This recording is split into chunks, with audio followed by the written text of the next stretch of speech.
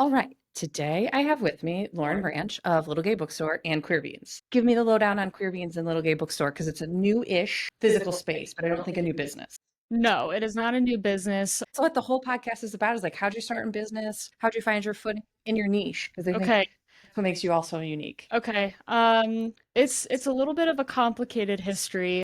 It definitely has to do with post-pandemic stuff. I Was was in in college young, just really didn't know what I wanted to do. I knew I wanted to do something with the environment. So I was at OSU Mansfield because I'm from Mansfield. okay. And then my mom was just kind of like in my ear, like, I don't know if that's actually going to make money for you. She's in pharmaceuticals, so she was like, you should probably like go into the medical field. You'll always be stable. Being a parent that wants you to be successful and have a stable job. And so I was being stubborn about it. And so I had took some time off because the pandemic hit in March of 2020. And so I took a semester off and I was just doing like an art class at the time and I was kind of looking at some other things to do. Um I was like, okay, maybe I'll do occupational therapy. That seems like I can still help people. I can do like the medical field. That'll make my mom happy. I'll have a stable job. I'm sure I'll be happy as an adult with that. So I applied for like my program at a community college for that because the entry level is like an associate's degree. And then like a week before I was supposed to start my program, the school's accreditation for that program got pulled. And they were like, okay, so you're not going to be an occupational therapist, but we do have seats open in respiratory therapy. So if you want to do that, you can. And I was like, I don't know what else to do. I guess I'll just do respiratory therapy. I mean, there's like, I want to graduate on time. I'm tired of being at school. I was 20 at the time, and I'm like, I don't want to keep doing this. So I kind of was like, I didn't really have a choice if I wanted to graduate. It was like respiratory therapy or nothing. And like, who knows what was going to happen with the pandemic. So I did my program for the next 5 semesters, graduated in May of 2022. And I started working, passed both my boards, started working as a full-time therapist in like July of 2022. And by like month one, I was like, this is awful. I actually hate what I'm doing right now. I just wasted like all this time doing this degree for nothing because I hate it. I feel miserable. I'm like, I had to move to a different city. So then Reese had moved in with me at the time, like maybe that October of 2022. Yes, this is, well, not yet, next August, but basically at this point, with as much as we've been through, we're basically married. We own a business together. We're basically have that label. But yeah, so my fiance moved in with me not too long after. She could just see how miserable I was, and I just wasn't helping people like I imagined I would in healthcare, and I never pictured myself in healthcare. So then we visited her dad in LA January 2023, her dad Rob, and she was just like, let's just get you out of the state for a little bit. Let's just go somewhere warm. It's winter, like your winter depression is getting a little crazy. Like let's just go and get out. So we went there and we visited this place called the Last Bookstore. It's this Pinterest-worthy bookstore. There's like 3 stories to this place. They have like book arch walkways everywhere. Like it's beautiful, gorgeous place. And Reese wanted to see where their career section was because you would think in a 3-story bookstore they would have a career section in LA. Mind you, in LA, like one of the most liberal places ever. And Reese went up to this worker and asked, and they were like, "Oh yeah, we just like don't have one." And we were like, "Okay, why?" And they were like, "We really don't know." And so then we were just joking with them, and they gave us like a few other small bookstores that were more queer centered, and we did visit them, but they were very limited with their queer literature, which again is very surprising. Exactly. Yeah. Exactly. And so we were just joking with that worker too, and we were like, we'll just start our own like little gay bookstore. And they're like, well, we'll send all our customers to you because we always get asked. Which I'm like, as a business, if people are always asking for this, why are you not acting on that and Right. giving people what they want? So at that point, that's when we started to kind of do our research, and we did see a need for like a queer space with queer literature. And we talked about it with Reese's dad that night. We were going to dinner and we were just like talking about the experience that we had at this big bookstore. And he was like, you guys should absolutely start your own little gay bookstore. Like, this sounds like a great idea. So Rob really was like a catalyst in trying to help us and encourage us because he has some business background. So he was able to give us some advice and kind of help us go from there. But yeah, so it really just started out of a little bit of depression and frustration and to try to have some light. Though I think those are sometimes like the best businesses because you see a need and you're like, why has no one done this? Right? Like Mm-hmm. that's, I mean, you knew there was a need. It's not like you're just like one day you woke up and was like, oh, I'd really like to start a gay bookstore. I don't know if anyone wants this. Yeah, Right? Like it's exactly. And again, I did not go to college or anything business at all. So we really didn't know like what we were doing, but we just have so many talented and amazing friends and family that we were able to lean on and help us through this process.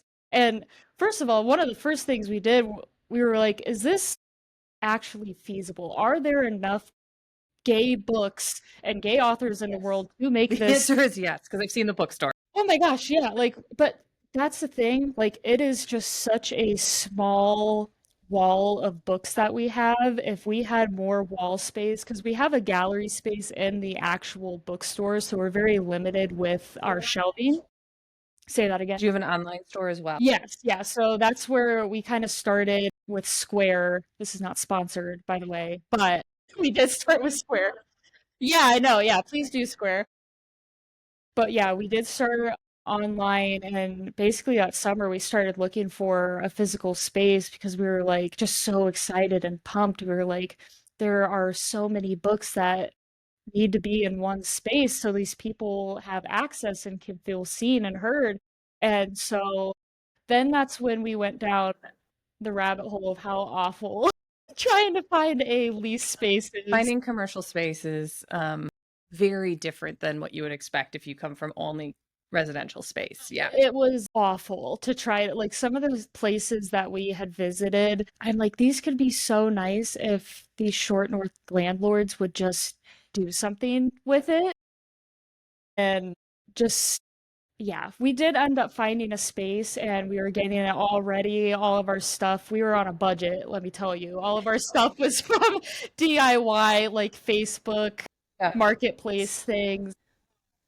But then we started to run into some issues with the city. We were like, why can't we get a simple occupancy permit for this space? Like, we cannot legally have anyone in this space. And so then that's when we ended up with a slumlord, unfortunately, who was not on our side. Like, we were being naive. We had believed they were and wanted to see a queer business thrive.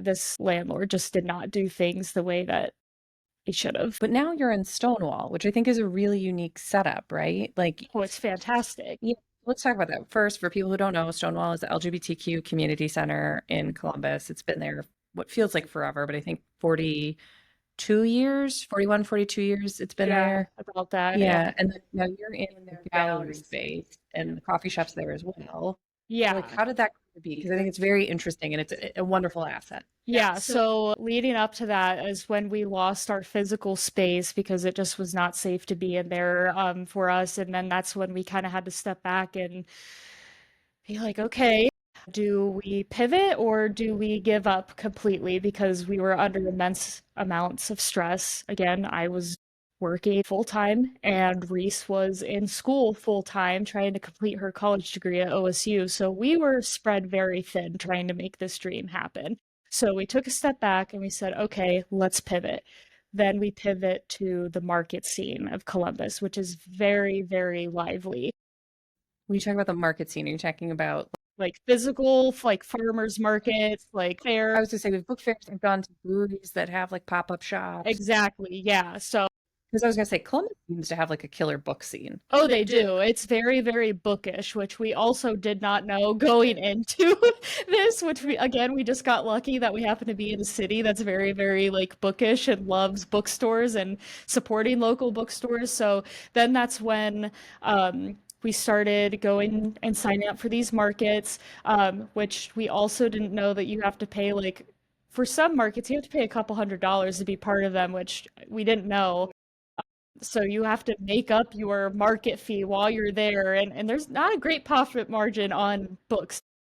I can't. I'm assuming it's like maybe a dollar or two a book, It's maybe. like when we buy them in bulk from our wholesaler Ingram, we get like a 40% discount. But then you have to sell them at like the retailer's price. So it's like depending if it's like hardcover stuff, again, there's not a great huge profit margin with Because books aren't that expensive, and so like if you're making a dollar or two a book, no. you have to sell a lot of books to pay for a few Exactly. $100s. Yeah. Especially with Amazon kind of creeping in and making books a lot lower price and it's kind of hurting. Ooh, are you on bookshop.org? Yes, we are.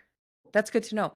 I stopped using Amazon for all my book acquisitions and saw Yeah, we're bookshop.org. on bookshop.org. We got everything. For anyone who doesn't know, because I brought up bookshop.org to my office and people were like, what's that? And I was like, it's the competitor to Amazon, but you get to pick your local bookstore that you're buying from. And then I think they just send it, like you don't really. It's like drop shipping. Yeah, they just send it out. It's great. But yeah, I'll get back to that later. Sorry, I know I'm like squirrel. I can't keep it in mind. No, you're fine. So then basically for all of 2024, we were mobile. So we were a mobile bookstore, which if you were thinking about starting a small business, I highly recommend just being mobile for your first year, just getting your name out there. What did you learn by being mobile? Because I feel like with that statement, you're like, I learned a lot. We can fit so much into Reese's little Subaru Crosstrek. It's amazing how much that thing can hold. But yeah, really just I think the biggest thing that we learn is how important community building is for a small business.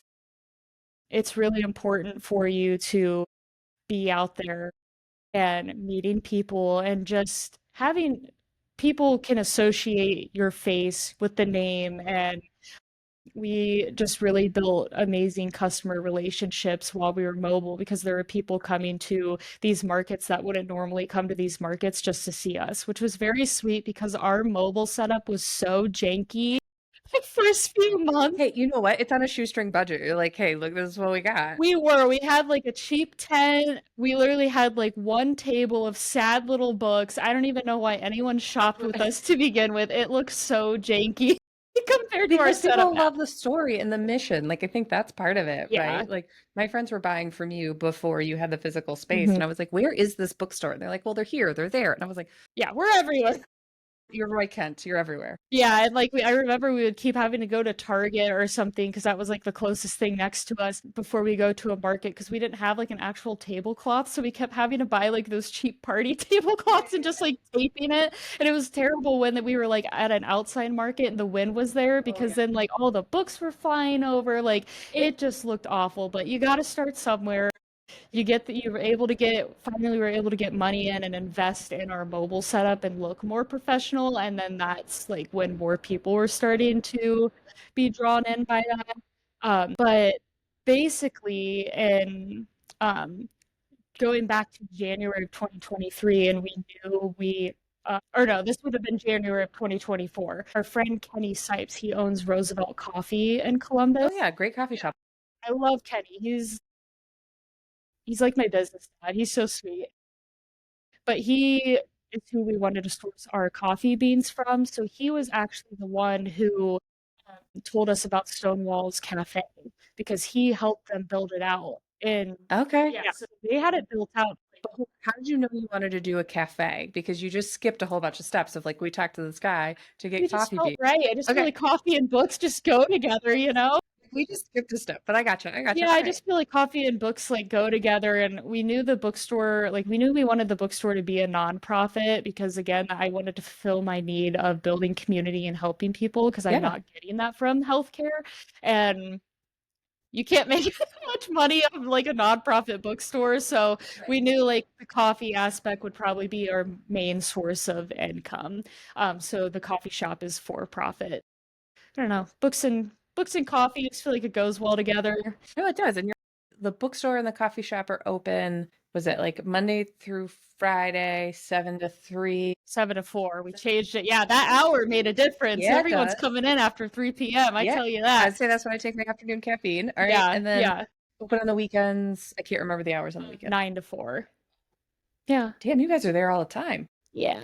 Yeah, when I'm not working at the hospital, I'm usually there trying to help Reese, especially like Thursdays through Sundays is like our Okay, let's back up. So you're still working at a hospital too? You're like yeah. double dipping. All right. Mhm. So folks, we got to support them so that you can work one job, not two. It's hard enough to do one. Yeah, I don't feel the hospital is my safety net. I don't feel comfortable. We just opened September 2nd. I gotta have health insurance and all that adult stuff. So yeah, I would love to get to a point where I don't have to work at the hospital full time anymore, but for now that's my life.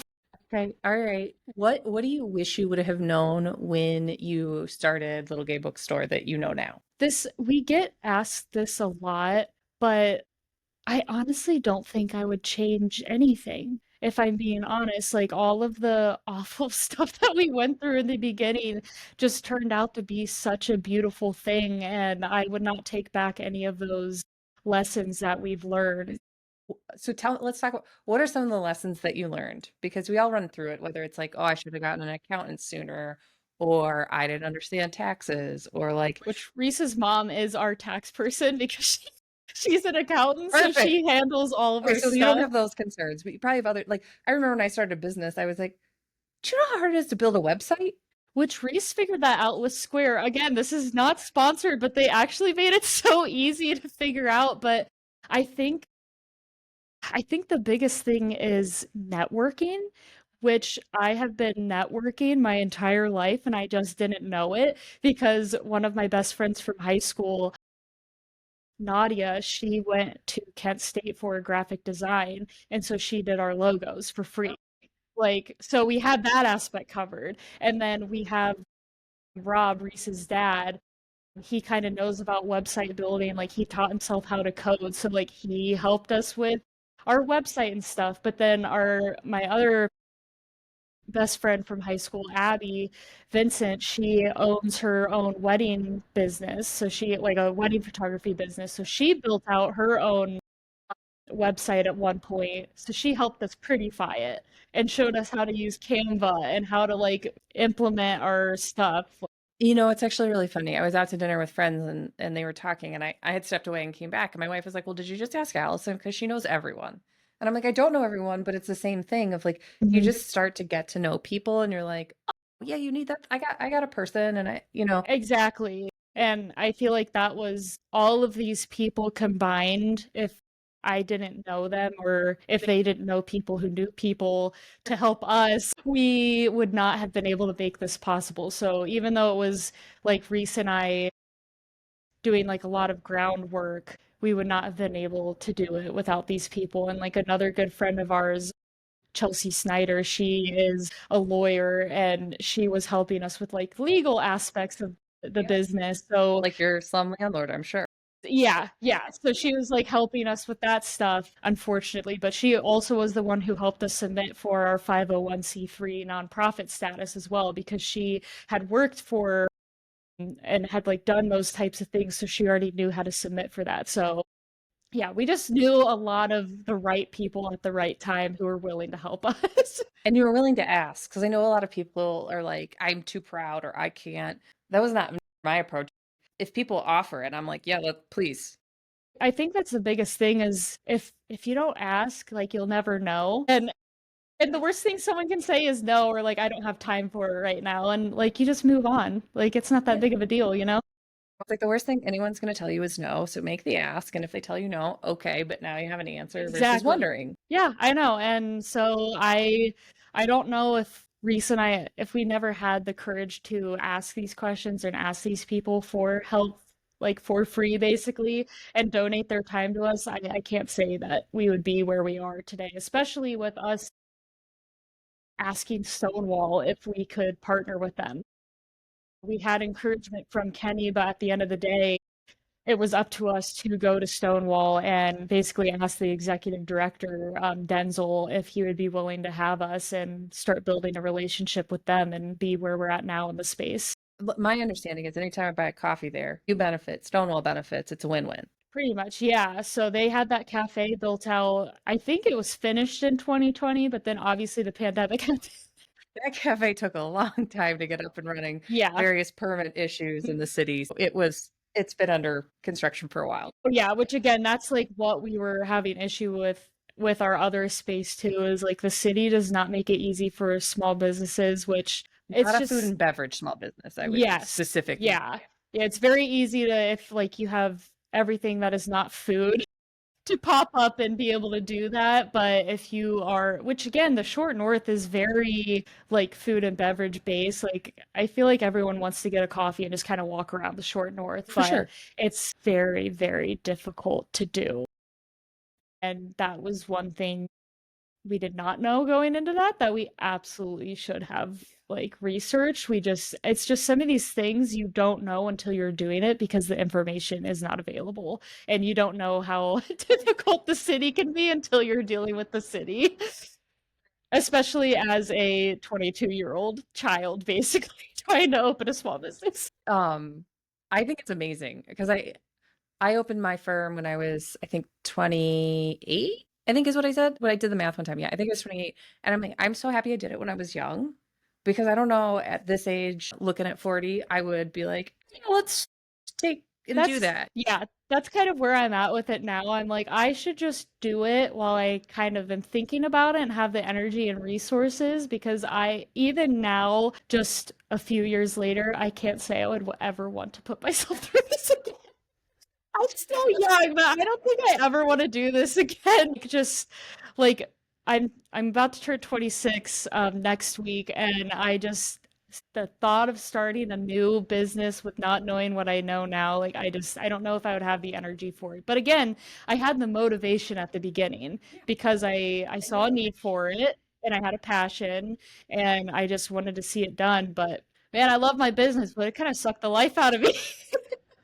That is the one thing. Whenever run your own business, like it's all on you. You have to figure out how to do all the things, and it's exhausting. But when you have the passion and you know that there's a need, like you can power through that. If you don't have those things, it's a lot harder to say like I'm gonna power through that. I agree, but I also think just even doing the mobile setup, like Reese and I were so miserable every time because we were doing it every weekend pretty much. And like at the hospital, I have to work every third weekend. So sometimes there was a lot of markets that Reese was just doing by herself. And we were just so miserable, like loading up the car. I remember one day, like we were angry at each other. Like we don't get angry at each other, we just get angry and frustrated at things, and we were just so mad because the stuff wasn't fitting in the car like it normally does, and she just like threw one of the totes of like books and I just threw one of the bookshelves, and then we just looked at each other and we were like, what are we doing? Like we need to like chillax. And yeah, I'm going to ask you though, how is it running a business with your significant other? Because that's always interesting. It's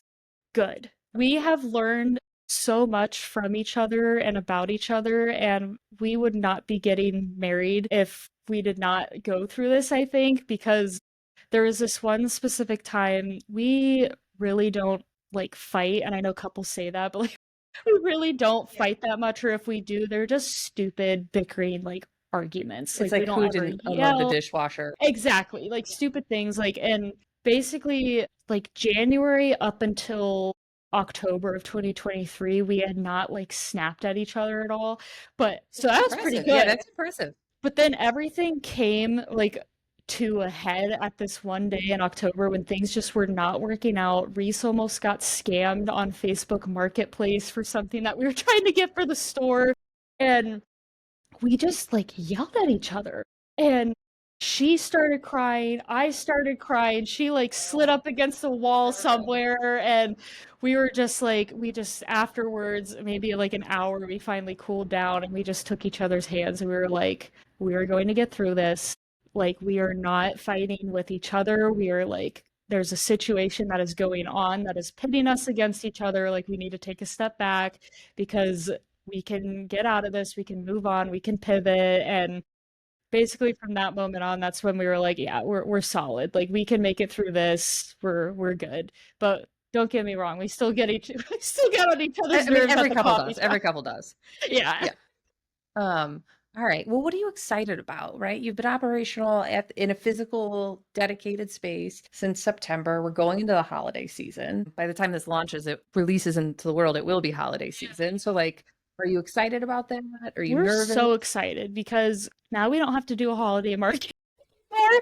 You don't have to Super load your books up anywhere. Yeah, super excited for that. People can actually just come into the space. The only holidays that we're going to be closed on is Thanksgiving and Christmas Day. Other than that, we're going to be open. The Stonewall Center will not be open. They close for like the entire month of December pretty much, but we will be open. People can get like little books, bookmarks, stickers for stockings. Greeting cards. Your greeting card selection is phenomenal. Thank you. We worked very hard on curating that. That's probably the most fun part about having a bookstore is you get to pick all that fun stuff that like other places have. And yeah, I love it. Yeah. I have already purchased so many at various points in time from Little Gay Bookstore because the greeting cards are hard. You can't find them. Like if you go to Target or Hallmark or I don't know where else you buy Kroger. Those are like the places I buy Yeah. greeting cards. Well, and all those small type of things that we have, we buy them from other small businesses. So when you're buying it, you're still supporting a small artist, small business that does that for their living and livelihood. All right. Well, this has been a wonderful conversation. I really enjoyed it. We ask all of our guests before we end for the day, what would you tell someone who is looking to start their own business? What's one piece of advice? I think I said it earlier, but definitely look for the need and try to be mobile and go to markets. You might lose some money on it, but You get experience. yeah, you'll get the experience. You'll network and connect with people, and they'll know your name. Just maybe do that before you get a physical space. Make some mistakes like we did. All right. Awesome. Well, thank you Right. so much for being here. I really Thank you for appreciated this. having me. It was so fun.